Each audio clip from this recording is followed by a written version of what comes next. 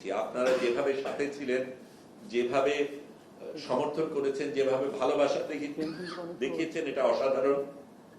আমি এটাও বলবো, আমাদের chief adviser professor Muhammad Yunus যেইভাবে সাড়া দিয়েছেন, শক্তিশালী ভূমিকা রেখেছেন, জোরালো ভূমিকা রেখেছেন, এটাও অসাধারণ। কারণ এই বাঘা বাঘা দেশগুলির একটা দেশের একটা নেতা বা নেত্রী কিন্তু কিচ্ছু বলেননি।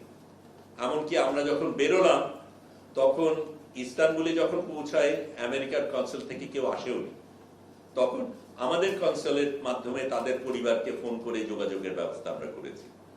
কাজেই সেটা একটা অসাধারণ জিনিস ছিল। আপনারা অসাধারণ একটা ভূমিকা পালন করেছেন, সারাক্ষণ সাথে ছিলেন।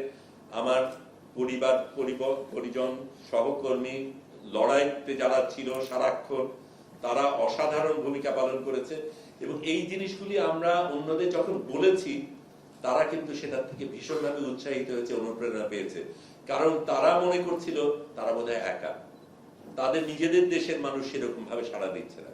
বাংলাদেশ যেভাবে সাড়া দিয়েছে, সেইভাবে সত্যিকার অর্থে পৃথিবীকে বাংলাদেশ দেখিয়েছে যে সারা পৃথিবীতে বাংলাদেশ কি ধরনের ভূমিকা রাখতে পারে। আমি এটা দিয়ে আপাতত শেষ করি।